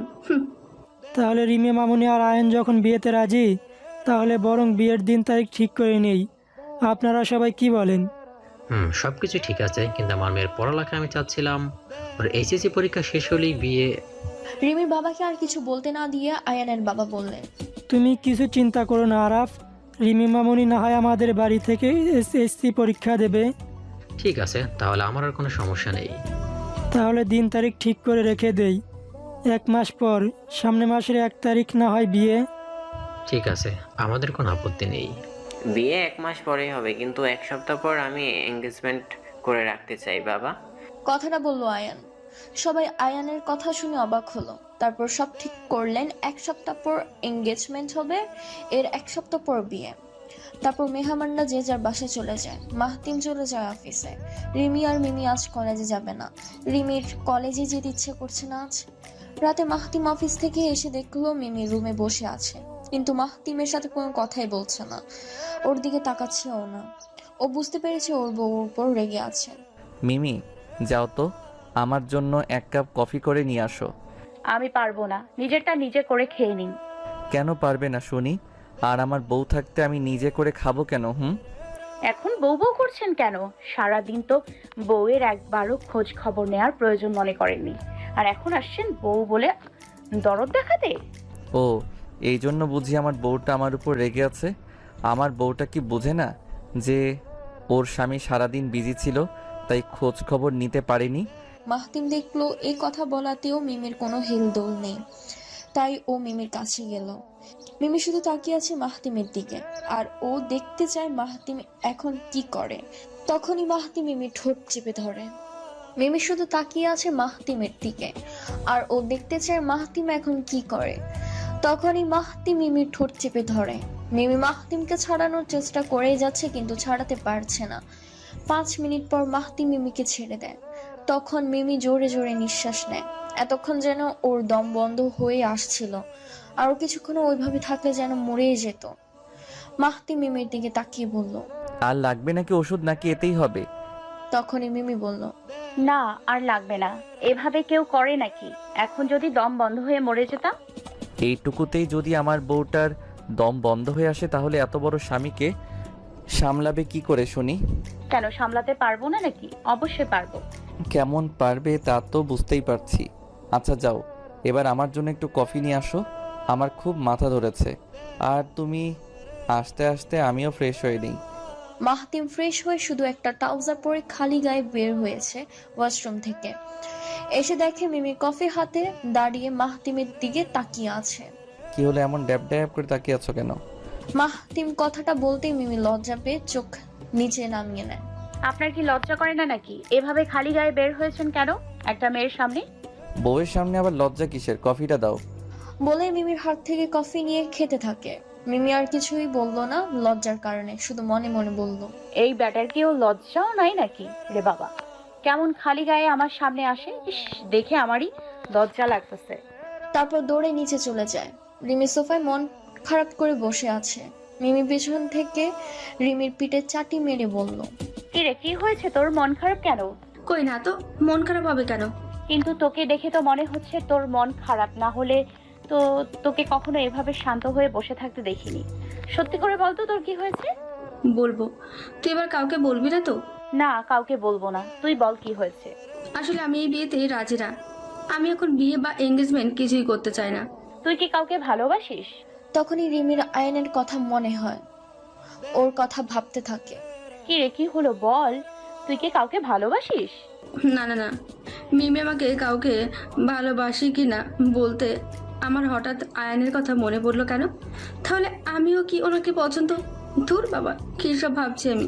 তাহলে তোর কেন বিয়ে করার ইচ্ছে নেই? আয়ান ভাইয়া তো ছেলে হিসেবে খারাপ না, তোর সাথে ভালো মানাবে।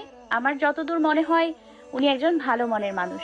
আর আব্বু দাদাই সবাই যখন বিয়েতে রাজি, তাহলে তুইও বিয়েটা মন থেকে মেনে নে না।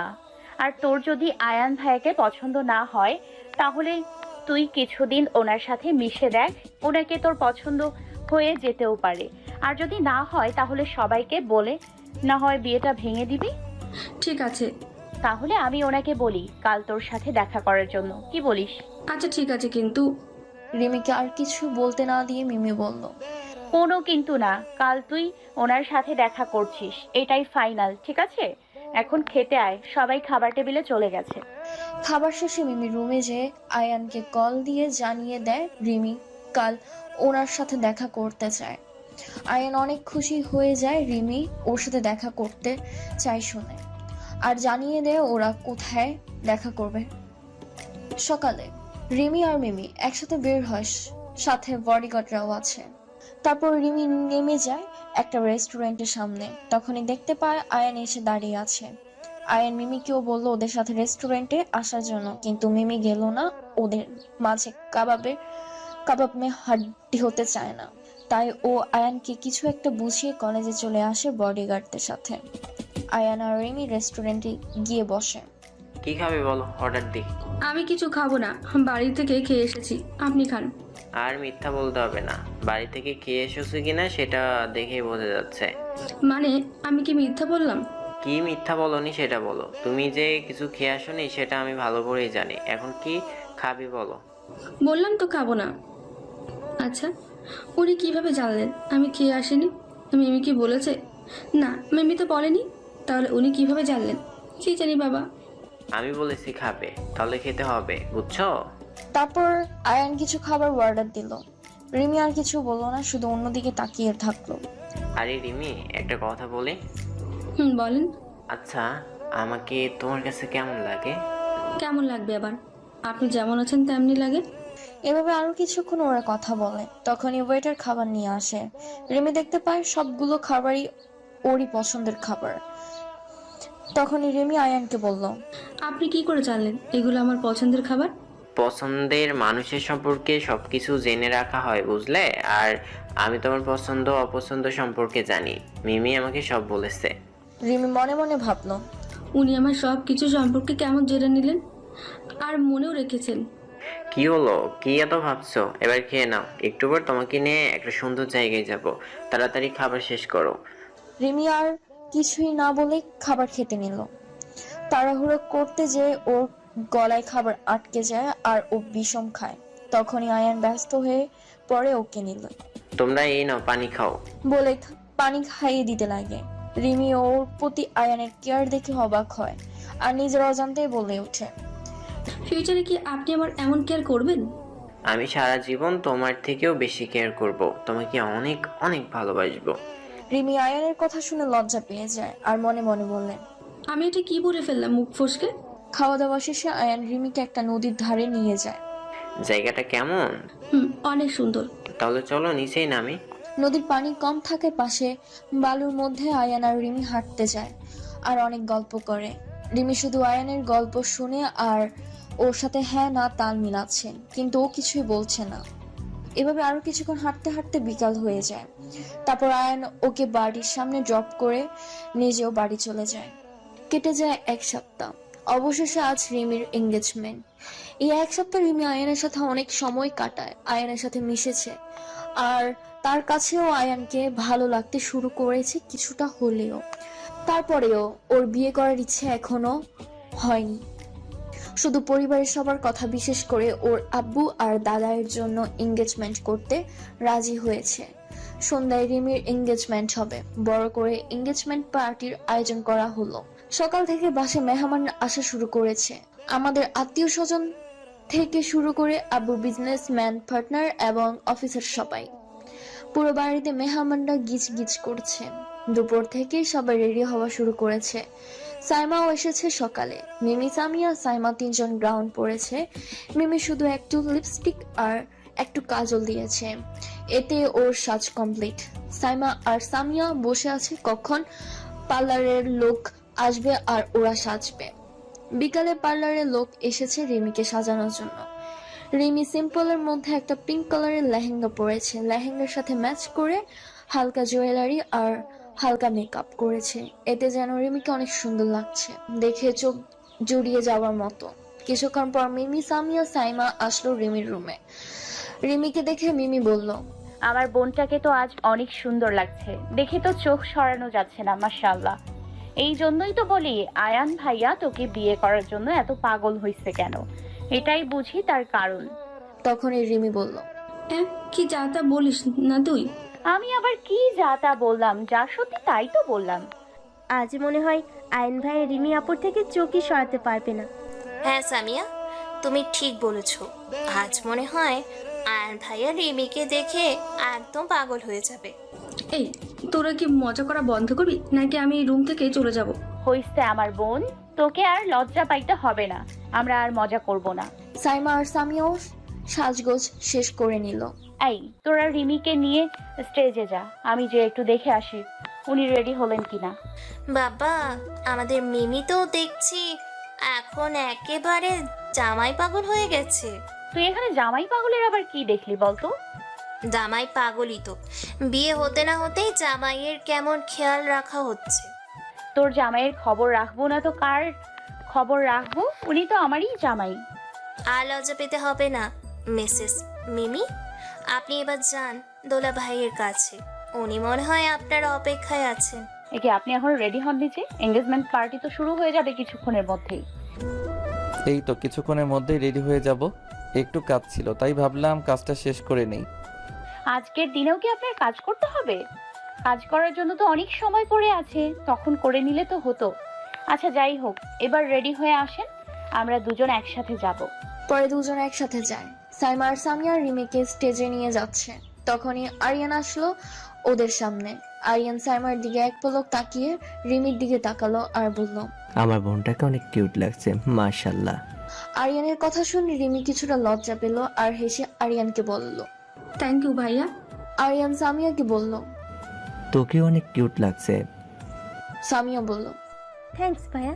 তখনই রিমি আরিয়ানকে বলল, ভাইয়া সাইমাকে কেমন লাগছে? পেতনির মতো লাগছে। আরিয়ানের কথা শুনে সামিয়ার অনেক রাগ হলো আর মনে মনে বিড়বিড় করতে লাগলো। নিজেকে উনি কি যে মনে করে কে জানে, আমাকে পেতনি বলে আর নিজে কি, হ্যাঁ একদম সাদা হনুমান। কিছু বললে নাকি? না, কি বলবো, আমাকে পেতনির মতো লাগুক আর জায়ের মতোই লাগুক, তাতে আপনার কি? আমার কিছুই না। বাই দ্য ওয়ে, তোমাকেও কিউট লাগছে। কথাটা শুনে সামিয়া একটু লজ্জা পায়, সাথে খুশিও হয়।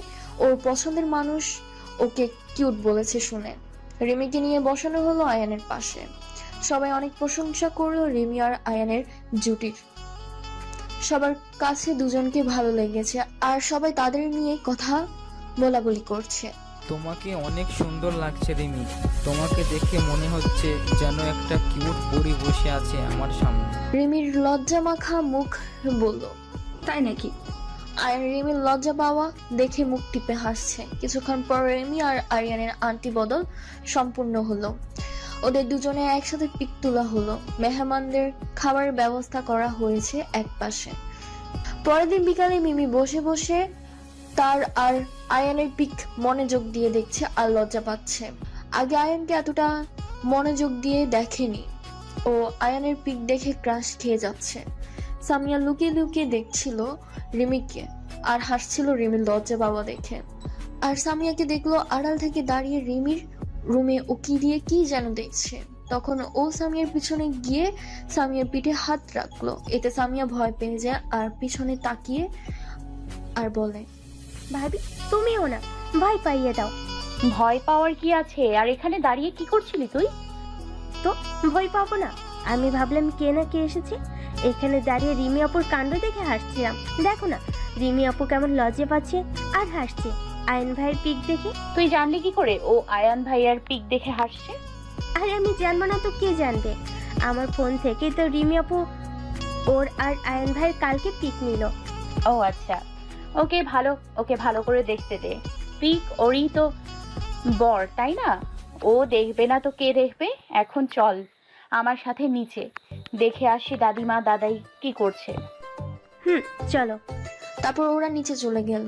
দেখলো দাদিমা আর দাদাই সোফায় বসে আছে আর গল্প করছে। মিমি আর সামিয়া ওদের কাছে গিয়ে বলল, কি গল্প হচ্ছে দাদিমা দাদাই? ওই তো তোদের দাদাইয়ের বোনকে নিয়ে কথা হচ্ছিল। ওনারা তো গ্রামেই থাকেন, তো আমরা ভাবছিলাম আমরা সবাই গ্রামে বেড়াতে যাব তোর দাদাইয়ের বোনের বাড়িতে। অনেক দিন হলো ওখানে যাই না, সেই যে সামিয়ার বাবা মা মারা যাওয়ার আগে গিয়েছিলাম, আর যাওয়া হয়নি। এবার ভাবলাম সবাই একসাথে, মাহাতিমও যেহেতু আছে আর ওনারাও মাহাতিমকে দেখে নেবে। আর তোর দাদায়ের বোনের তো মাহাতুমিকে অনেক পছন্দ করতেন, ছোটবেলা থেকে অনেক ভালোবাসতেন ওকে ওনার অনেক দিন দেখেনি, তাই ওনারা আমাদের যেতে বলেছে, সবাই এক বিশেষ করে মাহাতুমকে। বাবা মার কথা শুনে সামিয়ার মন কিছুটা খারাপ হয়ে গেল, তাই ও আর কোনো কথা বলছে না। মিমি তো দাদিমার কথা শুনে খুশিতে লাফাচ্ছে। গ্রামের সবকিছু মিমির অনেক ভালো লাগে। অনেকদিন হলো গ্রামে বেড়াতে যায়নি। সে ছোটবেলায় গিয়েছিল আর এখন আবার যাবে। খুশিতে যেন মিমির তরে সইছে না, যেন এখনই চলে গেলেই ভালো হতো। তাহলে কাল আমরা সবাই গ্রামে যাচ্ছি, মাহাতুমকেও বলতে হবে। যদি যেতে রাজি না হয় তাহলে ওনারা অনেক রাগ করবে। ঠিক আছে দাদিমা। রাতে মাহাতিম বাসা আসার পর মিমি বলে, আপনাকে একটা কথা বলার ছিল, বলবো? বলো, কি বলবে? আসলে দাদাই দাদিমারা সবাই চাচ্ছিলেন গ্রামে দাদার বোনের বাড়িতে যেতে। আপনিও আমাদের সাথে যাবেন। আমি কোথাও যাব না, আর অফিস অনেক কাজ আছে, আর তোমারও কোথাও যাওয়া হচ্ছে না, এটা মাথায় ঢুকিয়ে নাও। বাকিরা সবাই গেলে যাক। কথাটা শুনে মিমির মনটাই খারাপ হয়ে গেল আর রাগও হলো। ও কত খুশি ছিল গ্রামে যাওয়া নিয়ে। এই বেটা কিনা ওর আনন্দে জল ঢেলে দিল, খাটাস বেটা বলে মনে মনে গালি আওড়ালো। কি কিছু বললে? বলছিলাম যে গ্রামে গেলে কি হবে, চলেন না ঘুরে আসি। গ্রাম থেকে বিয়ের পর তো আমরা কোথাও বেড়াতে যাইনি, প্রথম না হয় গ্রামে যাই ঘুরতে। আর আমার তো অনেক দিন গ্রামে যাওয়া হয়নি, আপনিও যাননি। চলেন না এবার যাই, প্লিজ, না করবেন না। বললাম না যাব না। তোমারও যাওয়া হচ্ছে না, কথাটা মাথায় ঢুকিয়ে নিত। এবার নিচে যে খাবার রেডি করো, আমি আসতেছি বলে ওয়াশরুমে চলে যাই। মিমি মাহতিমের যাওয়া দিকে মন খারাপ করে তাকিয়ে থাকে আর মনে মনে বলে, এই বেটা আমার একটা কথাও শোনে না, আমার কোনো কথাই রাখে না, বদ লোক। হঠাৎ লোক কোথাকার আসছে, আবার রেডি করো আমি খাবো যত সব বলে নিচে চলে যায়। কিছুক্ষণ পর মাহতিম ফ্রেশ হয়ে নিচে আসে খাবার খেতে। সবাই খাবার টেবিলে বসে আছে এতক্ষণ মাহতিমের জন্য। সবাই অপেক্ষা করছিল একসাথে খাবে বলে। মাহতিম একটা চেয়ার টেনে বসে পড়লো খাবার খেতে। তখনই ওর দাদাই বললেন, মাহাতিন তুই কি কাল ফিরে আছিস? কেন দাদাই? না, বলছিলাম যে কালকে আমরা সবাই বোনের বাড়ি গ্রামে যেতে বেড়াতে যাব, তুইও যাচ্ছিস আমাদের সাথে? না দাদাই, আমি যেতে পারবো না, অফিসে আমার কাজ আছে, তোমরা সবাই বরং চলে যেও। আমরা সবাই তো যাবই, সাথে তুইও যাবি। আর 2 দিনের তো ব্যাপার, 2 দিন কাজ না করলে কিছু হবে না। না দাদাই, কাল আমার একটা ইম্পর্টেন্ট মিটিং আছে, তাই আমি যেতে পারবো না, তোমরা চলে যেও। সাথে যাবি, না হলে আমরাও যাব না। দাদাই, তোমরা সবাই চলে যেও, আমার জন্য তোমরা কেন যাওয়া বন্ধ করবে? শুধু আমরা না, তুইও আমাদের সাথে যাচ্ছিস, ব্যাস, আমি আর না শুনতে চাই না। মাহতিম আর কিছু বলতে যাবে তার আগে দাদিমা বলে, আবার যদি না বলিস তাহলে কিন্তু আমরা সবাই আর মিমিও অনেক কষ্ট পাবে। ও কত খুশি ছিল গ্রামে যাওয়া নিয়ে, আর তুই যাবি না বলেও বিচারির মন খারাপ করে দিচ্ছিস। কথাটা শুনে মাহতিম মিমির দিকে তাকায় আর দেখে মিমির মনটা সত্যিই খারাপ, কান্না করে দেওয়ার মতো অবস্থা। তাই মাহতিম আর না করলো না, বললো ও যাবে, কিন্তু মিটিং শেষে করে সবাই আগে চলে যাবে, ও আর মিমি একসাথে যাবে। কথাটা শুনে মিমি সহ সবাই খুশি হয়ে যায়। আর দাদাই বললেন, ঠিক আছে, কোনো সমস্যা নাই, তুই গেলেই হবে। আর সবাই এখন রুমে যেয়ে সব কিছু প্যাক করে নাও, কাল সকালেই আমরা বের হব। খাওয়া দাওয়া শেষে সবাই যে যার রুমে চলে আসে। মিমি রুমে এসে ব্যাগ গোছানো নিয়ে ব্যস্ত হয়ে পড়ে। অতিরিক্ত খুশির কারণে ও কোনো কাজ ঠিক করে করতে পারছে না, যেটা করতে নিচ্ছে সবটাই বিঘ্ন ঘটছে। মাহতিম মিমির কাণ্ড দেখে মুচকি মুচকি হাসছে মুখে হাত দিয়ে। তখনই মিমি মাহতিমকে বলল, আরে আপনি হাসছেন কেন? কোথায় আমাকে হেল্প করবেন সবকিছু গোছাতে, তা না করে আপনি হাসছেন? তো হাসবো না তো, তুমি তো কোনো কাজটাই ঠিক মতো পারো না, যেটা করতে যাও ওইটাও ঠিক মতো করতে পারো না। আমি পারছি না যেহেতু আপনি তো আমাকে একটু হেল্প করতে পারেন, আসুন হেল্প করুন। নিজে নিজে করে নাও, আর এত কিছু নিচ্ছ কেন? আমরা কি সারা জীবনের জন্য চলে যাচ্ছি নাকি? মাত্র তো 2 দিনের জন্য যাচ্ছি, তাই অল্প কিছু নাও, আমি ঘুমাতে গেলাম। বলে মাহতিম ঘুমাতে চলে যায়। তখন মিমি মনে মনে বলে, কি বদ লোক রে বাবা, আমাকে তো একটু হেল্প করতে পারে, তা না করে ঘুমোতে চলে যাচ্ছে। এই জন্যই তো ব্যাটারে এত বকা দিই, হঠাৎ ব্যাটা কোথাকার। সকালে সবাই রওনা হয়ে গিয়েছে গ্রামের উদ্দেশ্যে। বডিগার্ডটাও সাথে যায় আর মাহতি মিমিকে নিয়ে চলে আসে অফিসে। ওরা মিটিং শেষ করে রওনা দেবে। জুবান আর আরো কিছু বডিগার্ডরা মাহতিমদের সাথে যাবে। অফিসে এসে মাহতিম মিমিকে ওর কেবিনে বসিয়ে রেখে জুবানকে বলে, তুই এখানেই থাক, ওর কিছু প্রয়োজন হয় কিনা দেখিস, আমি মিটিং সেরে আসছি। মাহতিম চলে যায় মিটিং রুমে। ভাবি, আপনার কি কিছু লাগবে? না, কিছু লাগবে না, আপাতত এই চকলেটগুলো শেষ করি। আর আপনি আমাকে অফিসটা একটু ঘুরে দেখান ভাইয়া। আচ্ছা ভাবি, আপনাকে আমি অফিসটা ঘুরিয়ে দেখাচ্ছি। বলে দুজন একসাথে অফিস ঘুরে ঘুরে দেখছে। মিমি এর আগে অফিসে এসেছিল, কিন্তু পুরো অফিস ওভাবে ঘুরে দেখা হয়নি, তাই আজ দেখে নিচ্ছে। এভাবে আরো অনেকক্ষণ কেটে যায়। মাহতিমেরও মিটিং শেষ হয়, তারপর ওরা গ্রামের উদ্দেশ্যে রওনা দেয়। গাড়িতে মিমি আর মাহতিম বসে আছে। মাহতিম ড্রাইভ করছে আর মিমি গাড়ি গ্লাস খুলে দিয়ে প্রাকৃতিক বাতাস অনুভব করছে। মাঝে মধ্যে তার লম্বা চুলগুলো গিয়ে মাহতিমকে ডিস্টার্ব করছে, কিন্তু মাহতিম ওকে কিছুই বলছে না। ও এক মনে গাড়ি চালাচ্ছে। তখনই মিমি ভাবে তার চুল হয়তো মাহতিমকে ডিস্টার্ব করছে, তাই চুল বাঁধতে নেয়। তখনই মাহতিম বলে, খোলা চুলে তোমাকে অনেক কিউট লাগছে, ওভাবেই থাকুক, বাঁধার দরকার নেই। কথাটা শুনে মিমি একটু লজ্জা পেয়ে যায়, সাথে খুশিও হয়। তাই ও আর চুল বাঁধে না, আবার মন দিয়ে প্রাকৃতিক সৌন্দর্য অনুভব করতে। এভাবে অনেকক্ষণ জার্নি এর পর শেষমেশ এসে ওরা পৌঁছায় গ্রামে। পরিবারের সবাই অনেক আগে এসে পৌঁছে গিয়েছে। মাহতিমের গাড়ি এসে থামে বড় একটা বাড়ির সামনে। গ্রামের সবচেয়ে বড় বাড়ি, চেয়ারম্যানের পার্টি। গ্রামের সবাই চেনে এই বাড়ি, তাই ওদের আসতে অসুবিধা হয়নি। মাহতিম ছোটবেলা যদিও এসেছিল বাবা মার সাথে, এখন একটু পথ ভুললেও গ্রামের লোকেদের জিজ্ঞাসা করে চলে এসেছে। গাড়ি থেকে নেমে মাহতিম মিমির মাথায় কাপড় দিয়ে দেয় আর বলে, এখন বউ বউ লাগছে। মিমি আবারও কিছুটা লজ্জা পায়। পরে ওরা বাড়ির ভেতরে প্রবেশ করে। বড় দাদি মাহতিম আর মিমিকে দেখে অনেক খুশি হয় আর ওদের জড়িয়ে ধরে। বাড়ির অন্যরাও এগিয়ে আসে। পরে ওরা সবার সাথে কৌশল বিনিময় করে। নতুন বর বউ হওয়ার বাড়ির সবাই ওদের বরণ করে নেয়। গাড়ি থেকে নেমে মাহতিম মিমির মাথায় কাপড় দিয়ে দেয় আর বলে, এখন বউ বউ লাগছে। মিমি আবারও কিছুটা লজ্জা পায়। পরে ওরা বাড়ির ভেতরে প্রবেশ করে।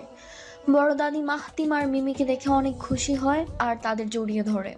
বাড়ির অন্যরাও এগিয়ে আসে। পরে ওরা সবার সাথে কৌশল বিনিময় করে।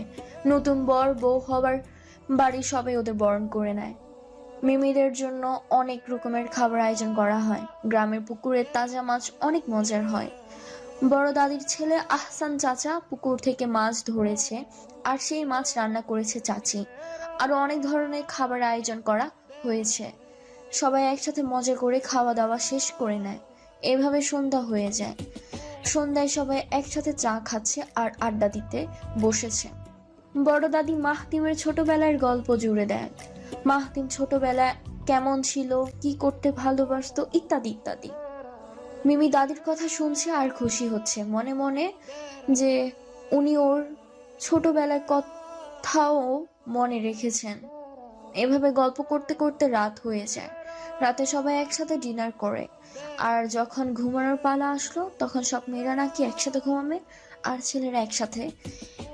এই কথা শুনে মাহতিমের একটু মন খারাপ হয়। তখন দাদু বুঝতে পারে বুকে রেখে ঘুমাতে মাহতিমের ভালো লাগছে না। তাই তিনি মাহতিমকে মজা করে বললেন, কি দাদু ভাই, বউকে রেখে ঘুমাতে কি তোমার কষ্ট হবে? না দাদি, কষ্ট হবে কেন? কথাটা মাহতিম মুখে বললেও মনে মনে ঠিকই চাচ্ছিল বউয়ের সাথে থাকতে। কিন্তু কি করার, দাদির কথাও শুনতে হবে। ও বেচারাকে বউ ছাড়া থাকতে হবে 2 দিন। আমি বুঝতে পারতেছি সব কিছুই দাদু ভাই, কিন্তু কি আর করার, বউকে রেখে আজ তোমাকে থাকতেই হবে। যে তোমার বউ কিন্তু কেউ নিয়ে যাবে না। আচ্ছা দাদি, সমস্যা নাই, তোমরা একসাথেই ঘুমাও। বলে মাহতিমও চলে যায় সব ছেলেদের কাছে অন্য রুমে। তো আর কি, শেষমেশ ছেলে মেয়েরা আলাদা ঘুমালো। মাঝরাতে মিমির অনেক পানি পিপাসা পাচ্ছিল, তাই ও যায় পানি খেতে। কিন্তু ড্রিম লাইটের আলোতে কিছু ভালো করে দেখতে পাচ্ছিল না আর লাইটও জ্বালাতে পারছিল না, যদি সবার ঘুম ভেঙে যায় সে ভেবে। তারপরও কোনো রকমে যাক কিচেনে, কিন্তু কিছু একটা সাথে ওর ধাক্কা লাগে আর ও ভয় পেয়ে যায়। চোর ঢুকেছে মনে করে আরো। তারপর ও কোনো রকমে যায় কিচেনে, কিন্তু কিছু একটা সাথে ওর ধাক্কা লাগে আর ও ভয় পেয়ে যায়। চোর ঢুকেছে মনে করে আরো। যখনই চিল্লাতে যাবে মাহতিম ওর মুখ ধরে নেয় হাত দিয়ে আর বলে, আরে এটা আমি মিমো, তোমার বর, ভয় পেও না। তারপর ও মিমির মুখ থেকে হাত সরায়। মিমি জোরে জোরে নিঃশ্বাস নেয় আর বলে,